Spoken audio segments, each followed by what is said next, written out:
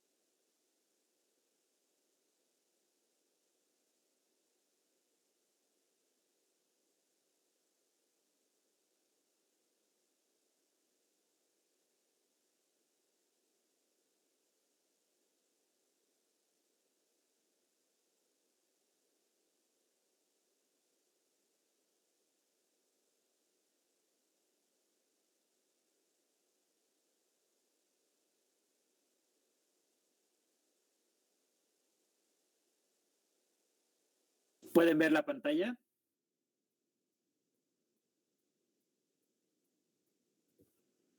Sí, licenciado. Perfecto. Sí, licenciado, buenas noches. Buenas noches. A ver, un poco lo que tenemos que ver en esta sesión es lo que veníamos hablando en las dos sesiones anteriores, que tiene que ver mucho con la estructura del capital que tienen las empresas, ¿verdad? Decíamos que las empresas pueden, digamos, financiarse ellas mismas, o sea, son el capital de los socios, su capital propio, sus fondos propios, y también lo podrían hacer con deuda. Y al final del día, bueno, ustedes saben, tienen pasivo más patrimonio igual activo, ¿verdad? Un poco lo que ustedes han aprendido en contabilidad, y al final, pues el valor de la empresa tiene que ver justamente con cómo en este momento están valoradas sus acciones. Todos los ejercicios que ustedes van a ver seguramente en las bibliografías de esta parte de finanzas corporativas, tiene que ver mucho con empresas, sociedades anónimas, ¿ya? Que son las empresas típicas que se estudian a nivel teórico. Una sociedad simplemente está valuada en las acciones, o sea, en el número de acciones por el valor de su acción, ¿verdad? Generalmente se estila hacerlo, la evaluación es simplemente la multiplicación entre ese valor y el número de acciones, y nos dan esta valorización. Así que para un poco simplificar, este valor digamos, actual de la acción es cómo está, cuál es el tamaño de la empresa en términos de sus activos, no necesariamente contables, sino a valorización de mercado. Por eso esta B que ustedes ven ahí, y está caracterizada con una D, que es un valor de una empresa apalancada, o sea, que está con deuda. Y vamos a hacer la diferencia con el valor de una empresa que no está apalancada, así que no se preocupen, que es simplemente quitarle el segundo término. Pero lo importante aquí es que las preguntas que van surgiendo en esta parte tienen que ver con la parte de la dirección financiera, ¿verdad?, de la empresa. Muchas veces creemos, por ejemplo, que es mejor no prestarse dinero, ¿verdad? Eso, sobre todo aquí en la región occidental del país, donde se tiene un nivel de ahorro importante. De hecho, en la parte occidental está el ahorro más grande del sistema financiero, está de este lado, ¿verdad? En la parte crediticia está del lado de Santa Cruz. Pero aquí hay un tema muy importante que tiene que ver con las deducciones fiscales que tenemos por el pago de deuda financiera, ¿verdad? Ustedes han aprendido en contabilidad que en los estados de resultados los intereses de las deudas financieras y los gastos financieros, porque más de los intereses pueden existir otros gastos financieros para prestárselos a hipotecar una planta productiva, por ejemplo, hay que hacer un gasto de gravamen en el CEPREC, antes era Fundempresa, o si se hipoteca, digamos, un bien inmueble de la empresa, se tiene que pagar un arancel en derechos reales, se tiene que pagar un avalúo técnico para valorar la garantía. Entonces, todas esas cosas que están involucradas dentro de un préstamo también son gastos financieros. Estos gastos financieros más los gastos típicos de intereses pagados son deducibles de impuestos, ¿verdad? Son deducibles de impuestos, y vamos a ver un poco de esto en el siguiente ejemplo.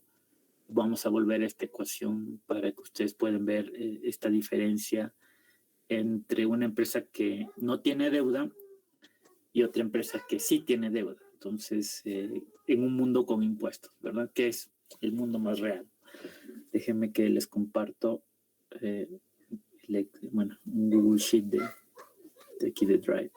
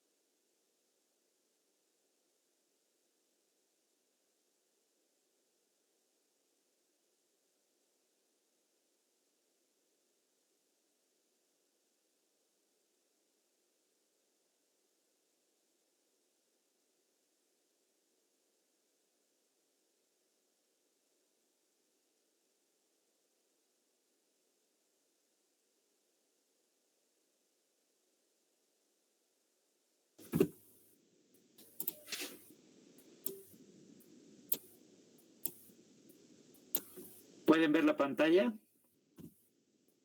Sí, licenciado. Déjenme que les pongo un poquito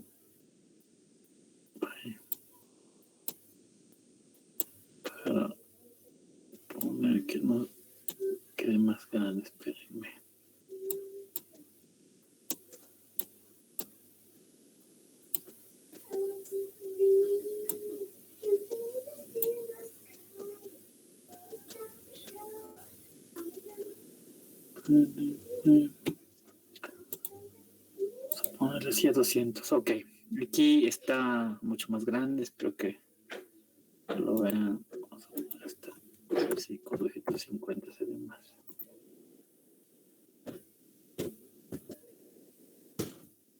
No me deja hacer más. Ok. A ver, bueno, vamos a ver dos alternativas en temas de financiamiento. Una alternativa A sin financiamiento y una alternativa B con financiamiento dentro de una empresa. Vamos a suponer que, digamos, tenemos una empresa con 10 millones de bolivianos de utilidades. Déjenme que los pongo aquí.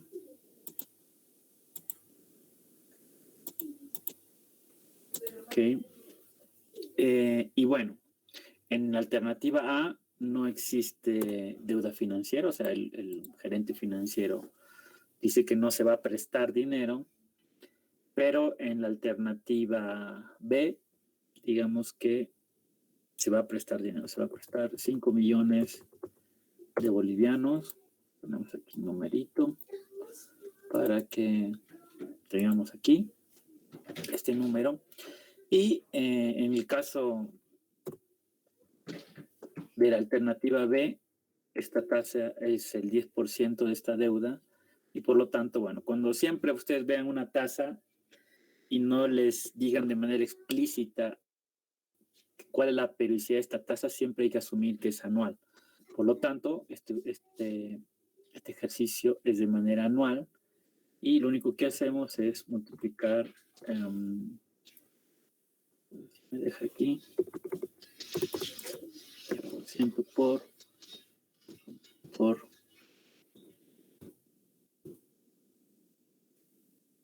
5 millones, ¿verdad? Y esto nos da 500,000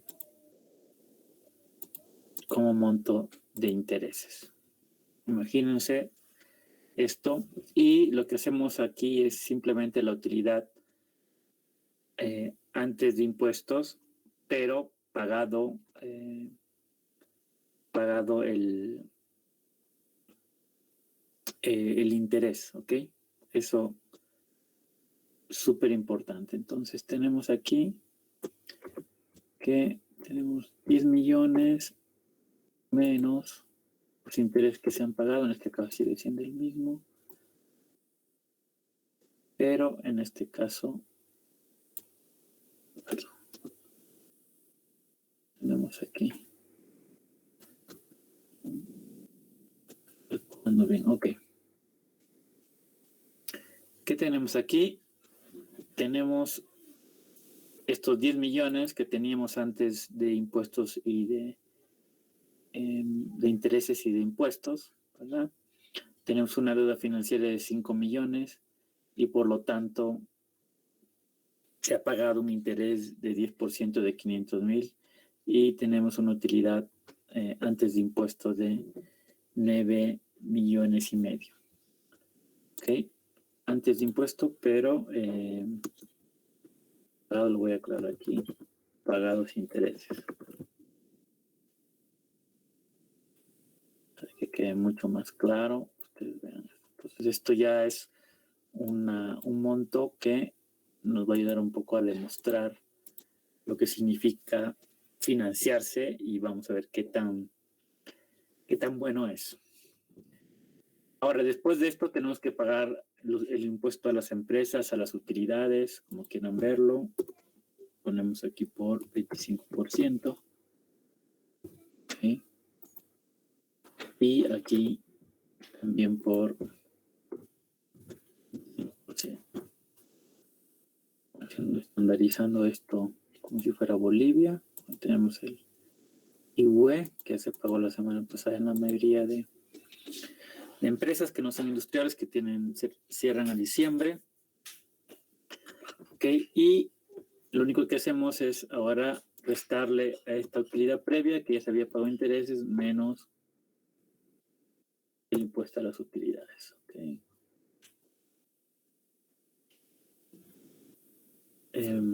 Vamos a corregir. corregir esto. Perfecto. ¿Qué tenemos aquí? Definitivamente tenemos las utilidades después de impuestos y digamos que en el ejemplo estos se distribuyen a todos los accionistas. ¿Dónde existe menos impuesto? ¿Dónde existe la mayor y la menor utilidad? Alguien ahí que está evidente, pero me puede decir por qué. También está evidente, pero es un poco para hacerlos participar. A ver, un voluntario que me comente estos dos números al final, ¿verdad? De la utilidad después de impuestos. Un voluntario, por favor.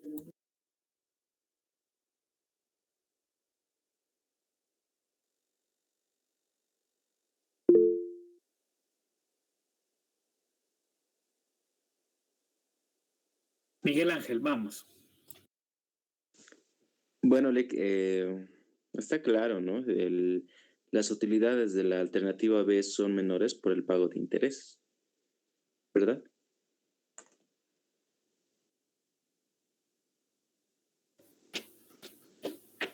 Sí, pero a nivel de flujo efectivo vamos a ver que cambia. Y está bien, Miguel. Aquí no cambia nada porque el flujo efectivo va a ser el mismo que la utilidad. Se va a distribuir a los accionistas en forma de dividendos. Dividendos le llamamos a la distribución de las utilidades, por si acaso, que define cada empresa. Esto, como les decía, está basado en sociedades anónimas, ¿okay? Porque en otro tipo de sociedades que ustedes lo han llevado, creo que siguen llevando la parte de derecho, y donde ven la parte de derecho comercial, el tipo de sociedades que hay en Bolivia, tenemos, bueno, empresas unipersonales, que son la mayoría, las sociedades de responsabilidad limitada y las sociedades anónimas. Hay otro tipo de personas jurídicas, obviamente, pero estas son las tres principales, ¿ok? Cuando hablamos de sociedad anónima, definitivamente todo el dinero de utilidades que se distribuye es lo que llamamos dividendos. Entonces hay un dividendo por acción. A cada acción le corresponde esta utilidad que se le va a pagar al poseedor de esa acción, y eso es lo que llamamos nosotros un dividendo. Espérenme que Marcelo está con el micrófono. Lo vamos a silenciar. Ok. Perfecto. Pero en temas de flujo de efectivo, que ustedes ya saben, ¿verdad? ¿Cuál va a ser el flujo de efectivo en términos de la alternativa B? A ver, alguien que recuerde contabilidad.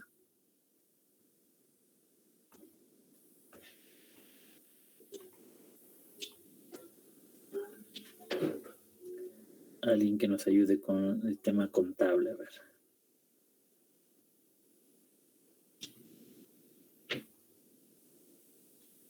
A ver, le voy a decir a Moira, no para que participe, sino para que me dé un número. Moira, dame un número del 1 al 24. ¿Puedo repetir la pregunta? No la escucho muy bien. Daniel, ¿cuál va a ser el flujo de efectivo en la alternativa B? Esto, lo voy a pintar aquí con verdecito. ¿Cuál va a ser el flujo de efectivo para la alternativa B? Esa es la pregunta.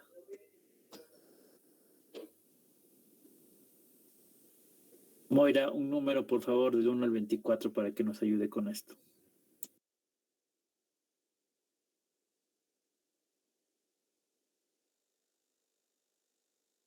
Moira, ¿estás ahí?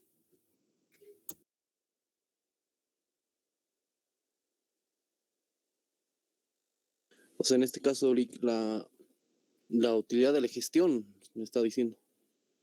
No, el flujo de efectivo. Acuérdense de los estados financieros, ¿verdad? ¿Qué estados financieros tenemos?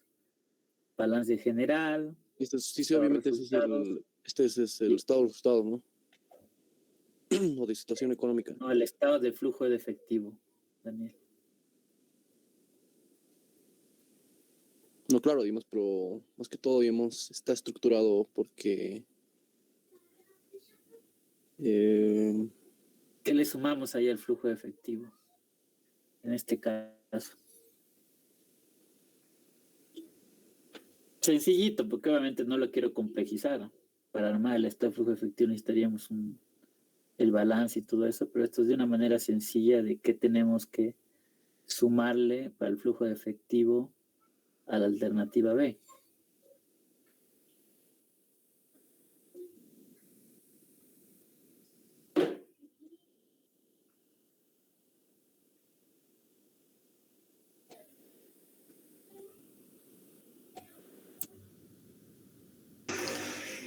Licenciado, tenemos que sumarle la tasa, el interés.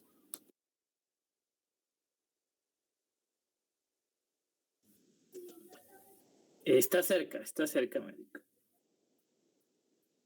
No es todo Sería el interés, porque sería la deuda financiera y los intereses.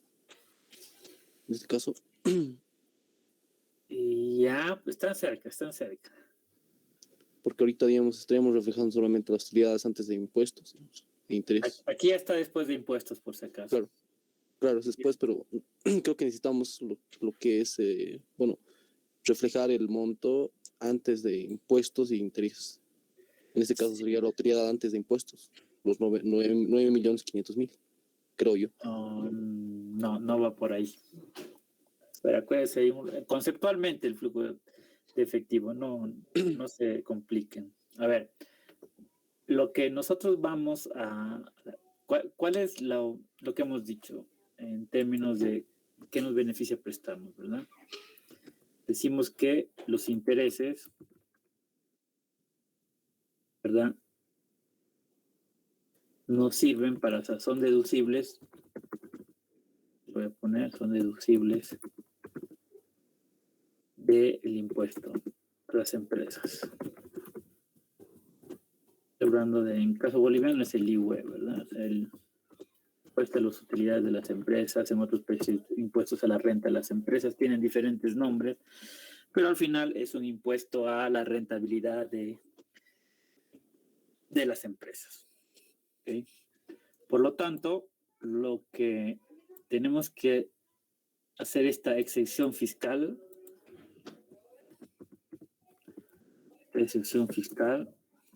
¿verdad?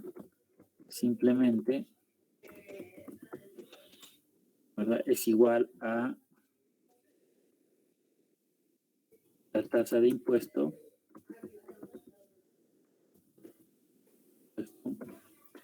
por, si quieren, los intereses. Por los intereses. ¿Sí? ¿Y qué son los intereses? Lo voy a poner aquí abajo.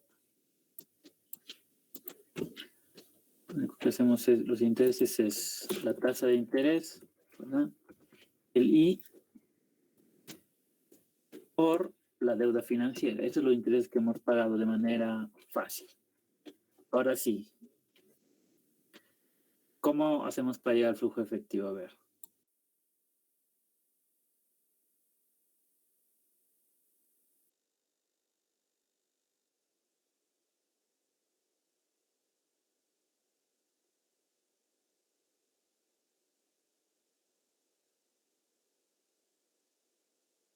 Deme un minutito, por favor.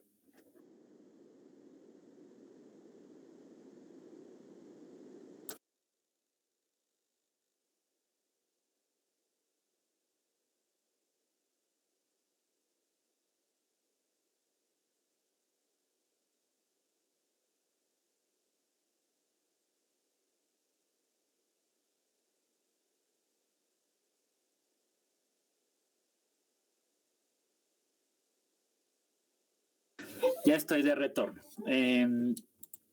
A ver, entonces esta exención fiscal es al final lo que tenemos que aumentar al flujo de efectivo. En este caso, lo vamos a calcular y aquí vamos a poner igual. Igual a es 25% por, ¿verdad? Tasa de interés que es 10% por la deuda que es 5 millones. Voy a repetir, 1, 2, 3, 1, 2, 3.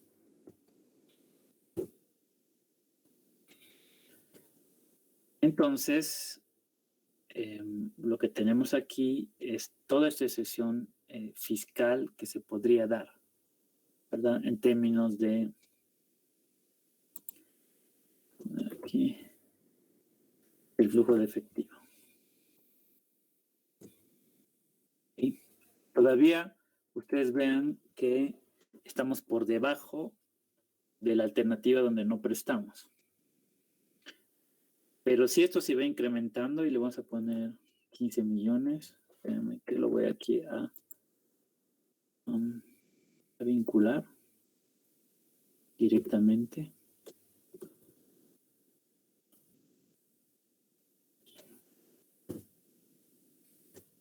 Si esto lo vamos sumando y digamos que son 10 millones.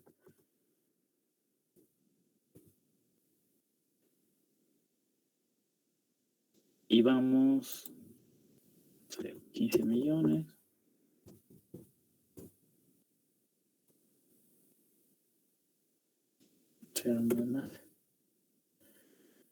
Tenemos que,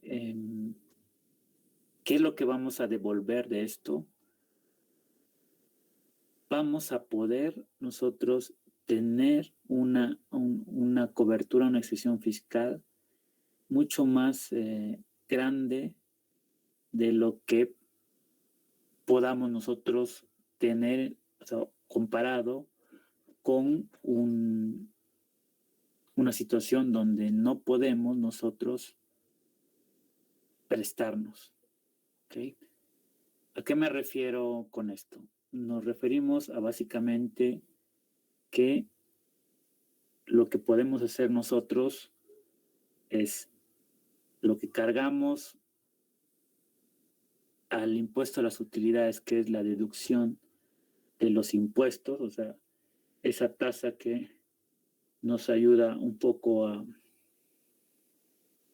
sacarnos esta utilidad que está por demás en nuestro estado de resultados y apropiárnoslo por el uso de haber utilizado financiamiento de terceros, ¿verdad? Aquí algo está mal en la fórmula, déjenme ver. 1, 2, 3. Millón. Tenemos que encontrar aquí la sección fiscal del 25%. Vamos a revisar esto. Tasa de impuesto. Los intereses que están aquí. Y lo vamos a poner aquí a ver directamente.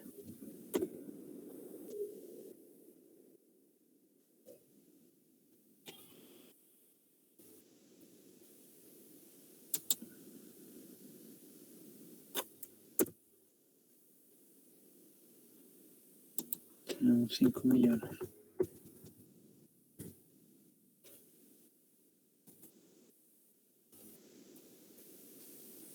Esperen que vamos a separar esto. Vamos a poner aquí.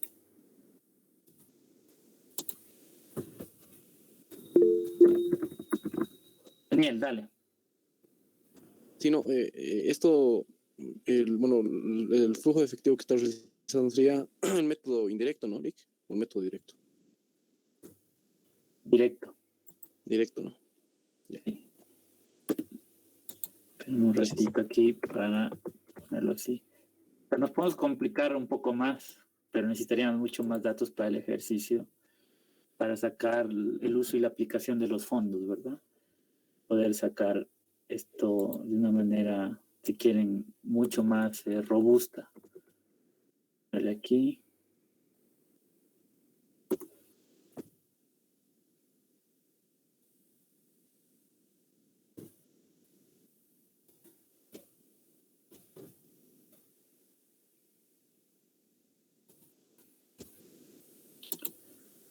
Esquematizarlo aquí. Tasa.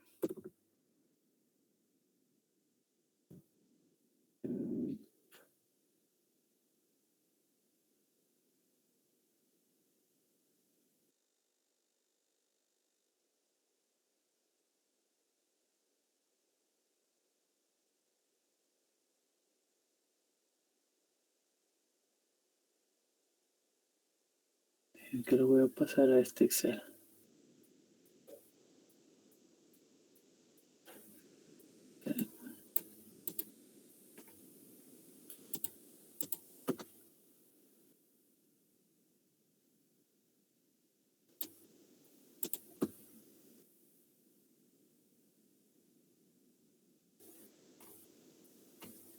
Uy, sale mal. No se ve bien en el Excel, chicos. Esperen.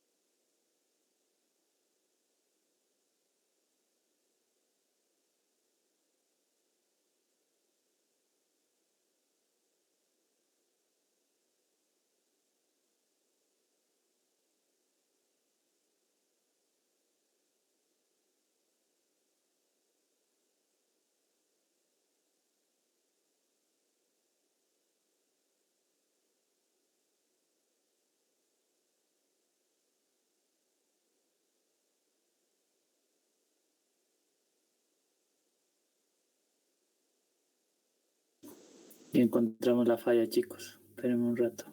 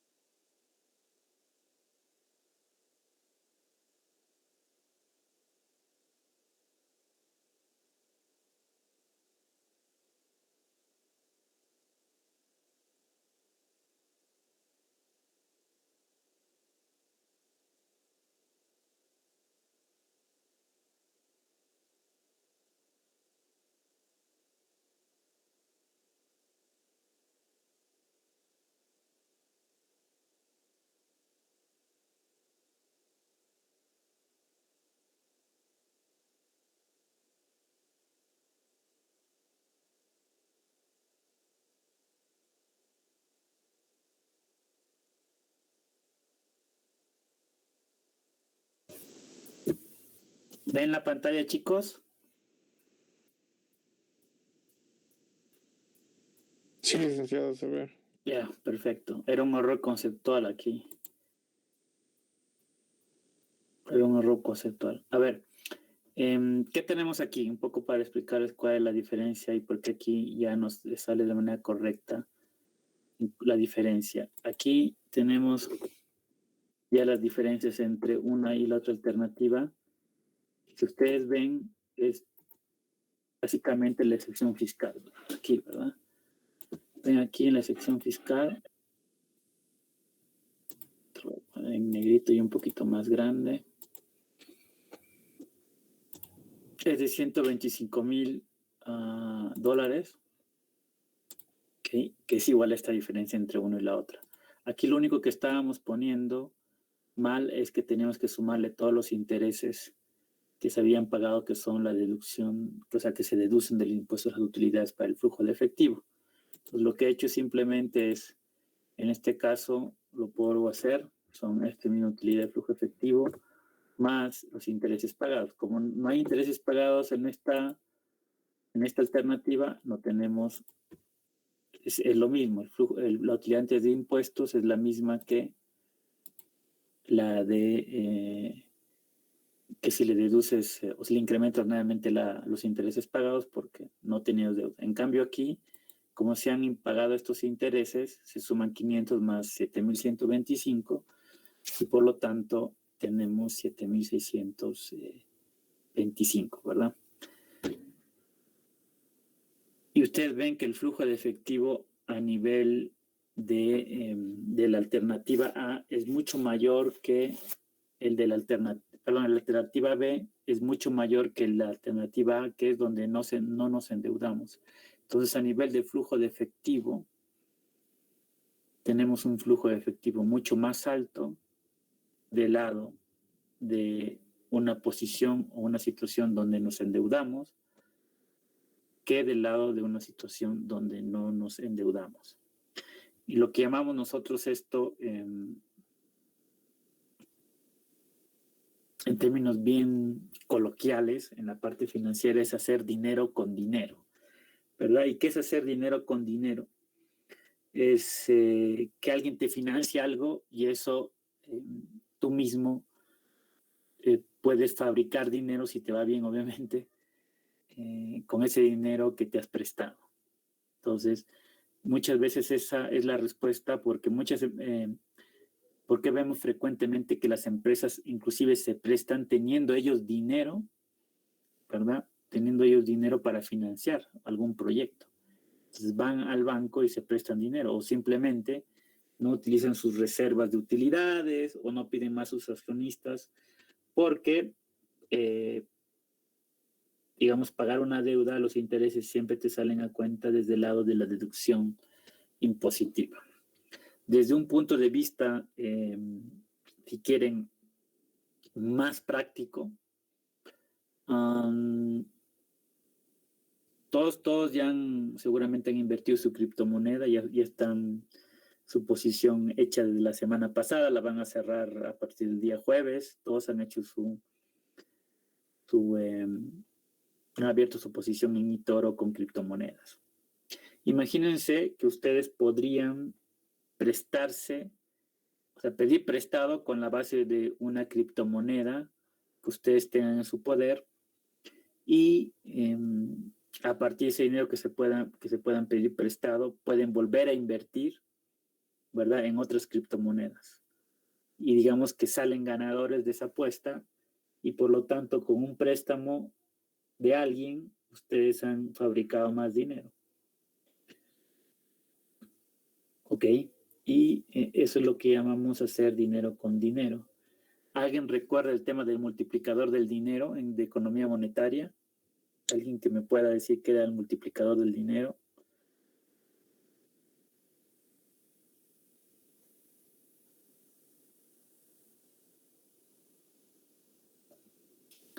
¿O se acuerdan por qué los bancos también crean dinero? O sea, en el sistema financiero, en la intermediación financiera se crea dinero. ¿Alguien recuerda eso de su clase de economía monetaria? Lo básico, ¿verdad? de multiplicador del dinero. En realidad, cuando ustedes ven todo el ejercicio de multiplicador de dinero, ¿verdad? Que es una tablita, así como cuando hacían cuotas, planes de pago de capital o de amortizaciones, es en el ejercicio típico del multiplicador de dinero. En realidad, lo que pasa es eso, ¿no? Están haciendo dinero con dinero a partir de un monto inicial. Lo mismo pasa aquí, ¿verdad? A partir de la deuda financiera que ustedes se prestan como empresa, están haciendo dinero porque eso es deducible de impuestos y por lo tanto tienen una exención fiscal. Aquí la tienen calculada y aquí la tienen como diferencia. Ambas son totalmente idénticas, ¿verdad? Voy a poner aquí para que se pueda ver.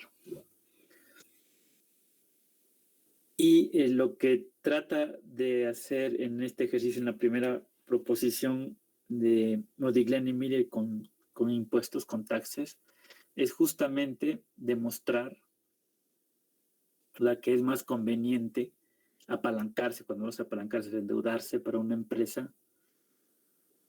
Por lo tanto, esta empresa apalancada tiene que tener un valor mayor que una empresa no apalancada. O sea, alguien que tiene un flujo de efectivo más alto que otra empresa, simplemente porque se apalancó, digamos, bajo un mismo punto de partida y, entre comillas, también bajo el supuesto de que se mantiene endeudada de manera por toda la vida de la empresa, ese es otro supuesto, ¿verdad? Su valor actual de esta empresa debería ser más. Entonces, entre comillas, si es que ustedes quieren dar mayor valor a su empresa, debería estar endeudada, debería estar apalancada.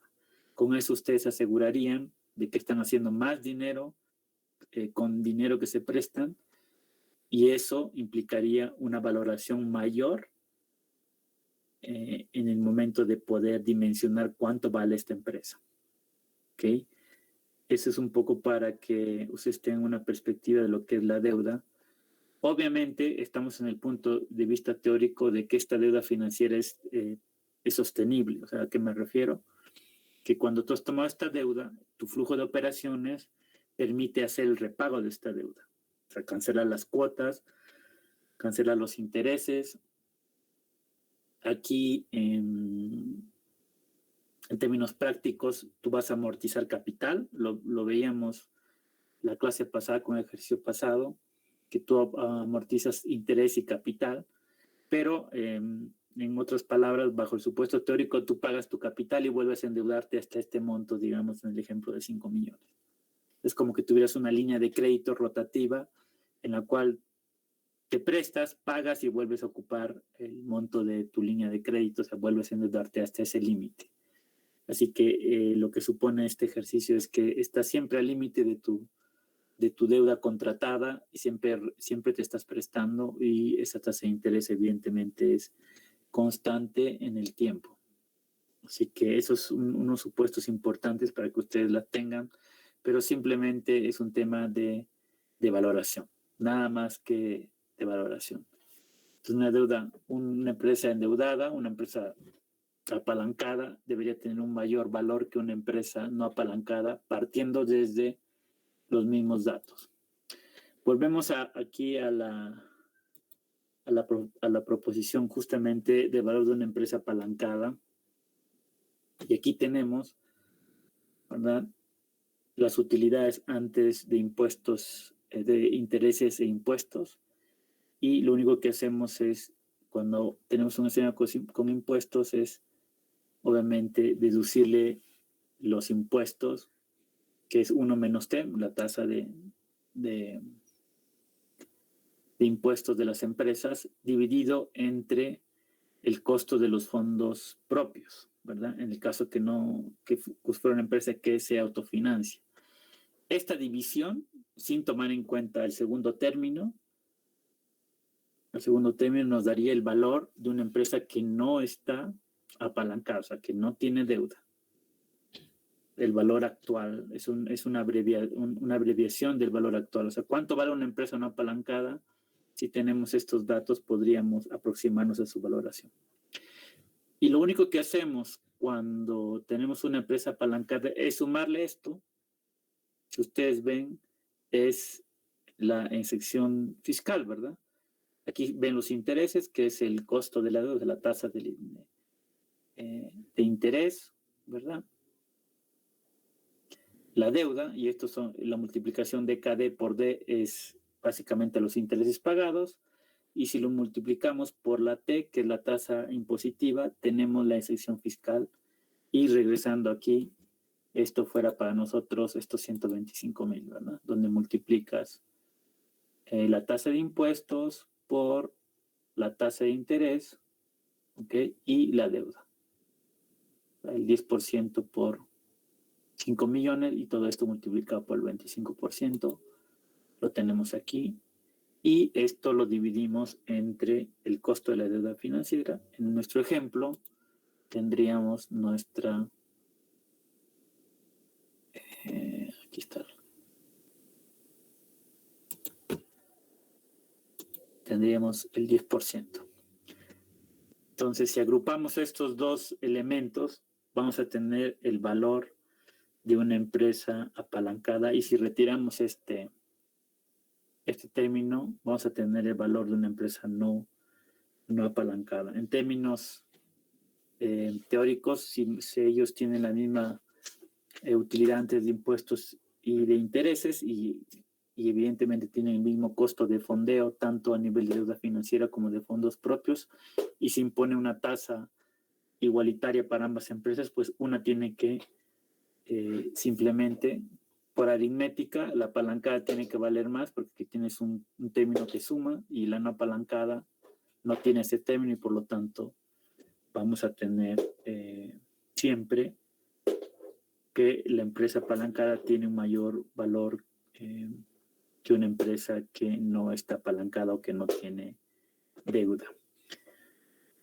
Ustedes dirán, bueno, es harta teoría, ¿de qué nos sirve esto?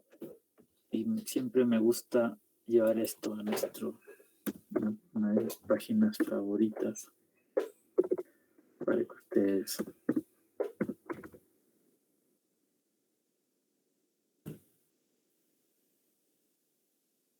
Bueno, ya se está hablando de que vamos a poner a Tesla. Voy a poner a Tesla aquí. Okay.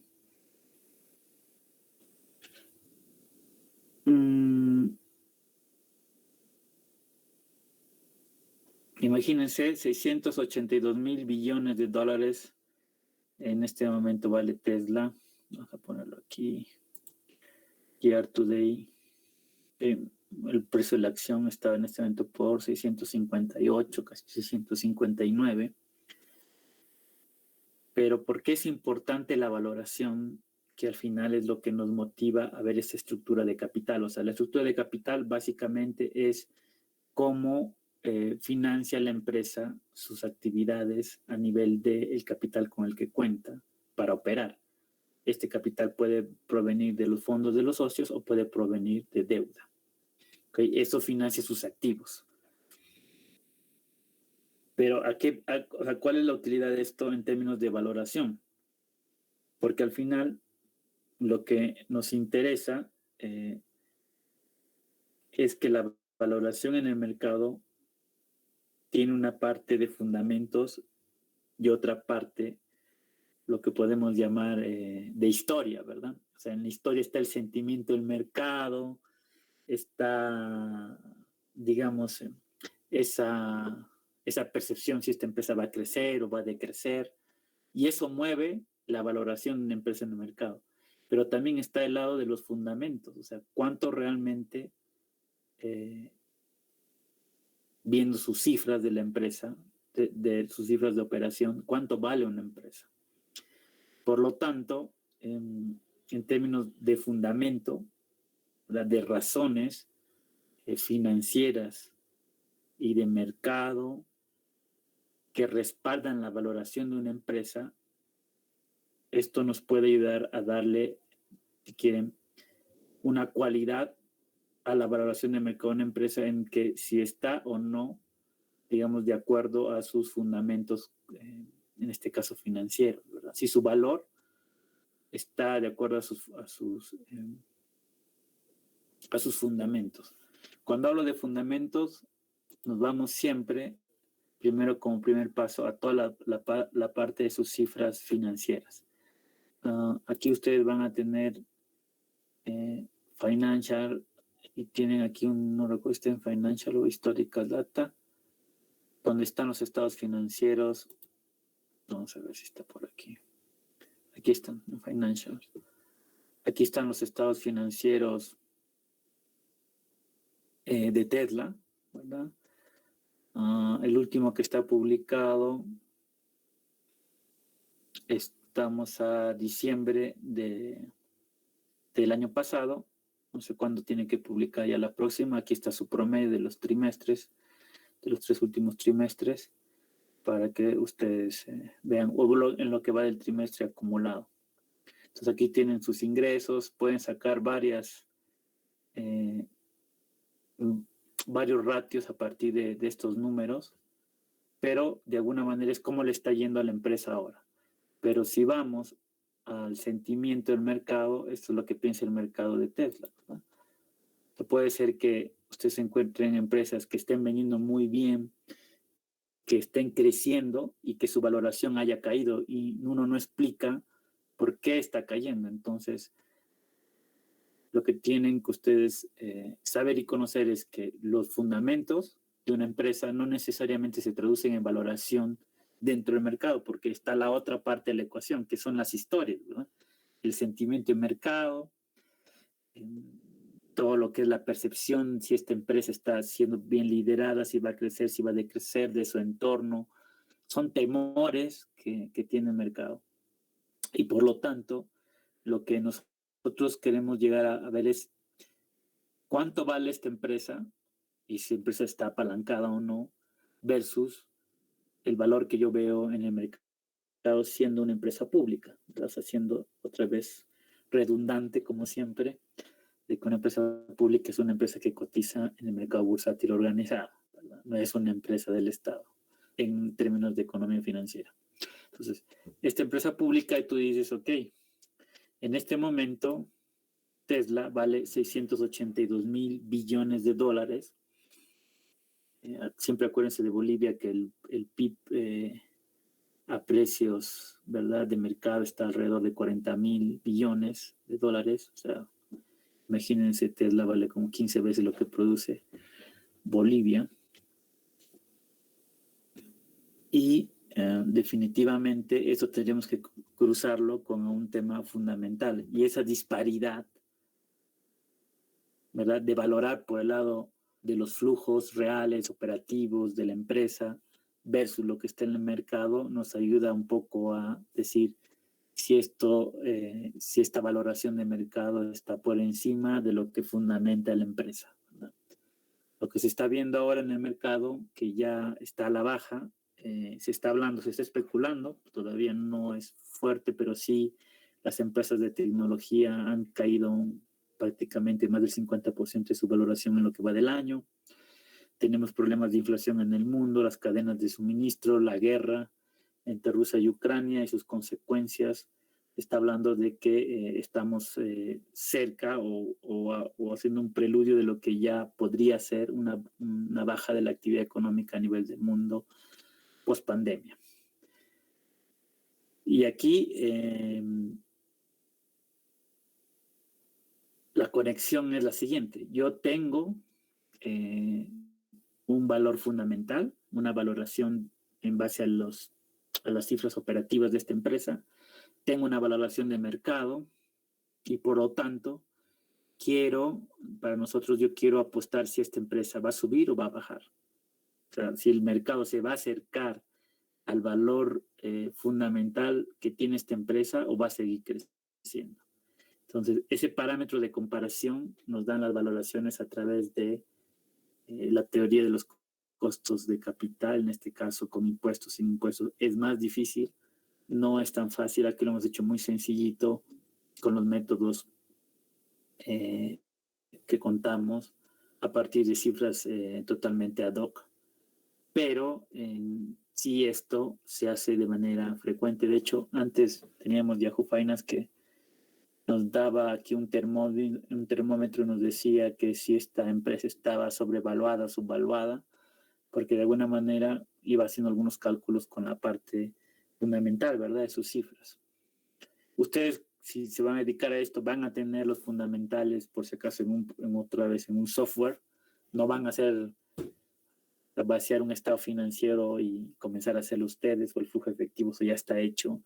Simplemente va a ser una referencia más para saber si la empresa se va a seguir alejando o acercando a su valor fundamental, y en base a ello tener un input más para saber si apuestan a largo o a corto, ¿verdad? Si ponen una posición larga. Puede ser que los fundamentales estén muy buenos y el sentimiento de mercado está en contra de esta empresa, pero ustedes dicen que sí o sí, o sea, al final en los temas sobre todo de crisis o de tiempos difíciles, los valores de los activos financieros se acercan a sus valores fundamentales, ¿no?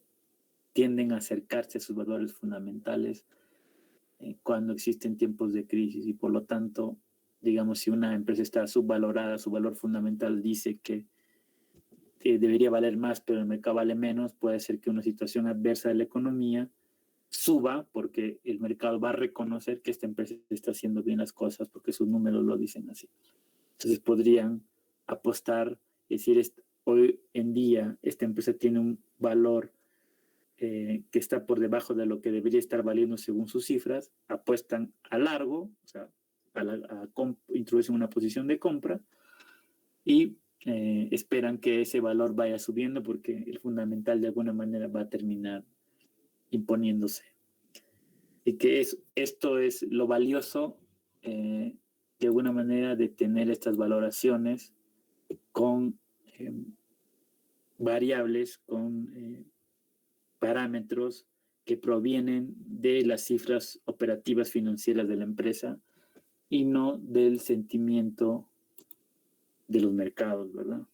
O sea, que obviamente unidas a la parte fundamental te dan la valoración actual de una empresa como Tesla en este ejemplo, ¿verdad?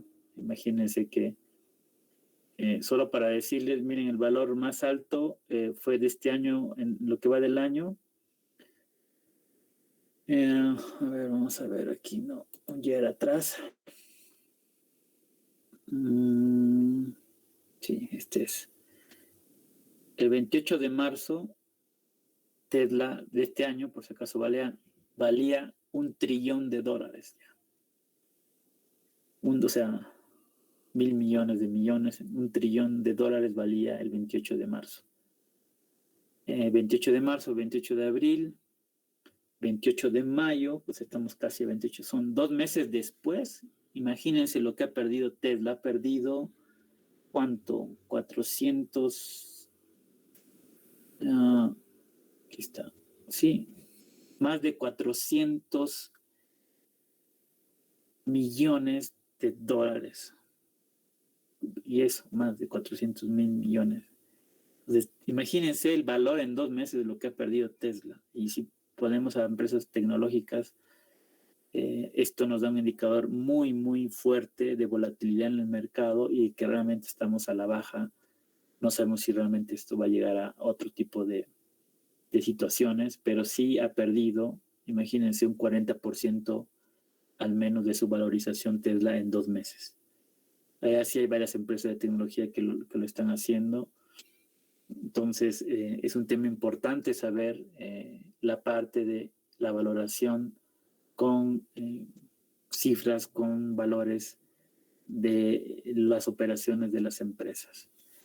Ahí la importancia de esto a nivel teórico, ¿verdad? Consultas, dudas sobre esto, sobre el segundo parcial. Ya todos están ya por cerrar su posición. ¿Hay algo que no les esté cuadrando? ¿Tiene alguna duda? Porque de aquí ya directamente es Sofía, perdón. Licenciado, una consultita. ¿Hay que hacer el modelo de CAM? No, Sofía. Hola, ¿me escuchas, Sofía? Gracias, licenciado. Gracias. Sí, sí, sí. Gracias, licenciado. Ya. Cuidado que se confundan con exámenes de los semestres pasados, ¿verdad? Como siempre les digo, son referencias. En semestres pasados hemos puesto el tema de CAPM y todo, pero por si acaso este es un examen distinto. ¿Ya? Cuidado que estén copiando de semestres pasados. Facilito va a ser detectado porque estamos cambiando varias cosas. Vamos. ¿Qué más? ¿Alguna consulta, duda?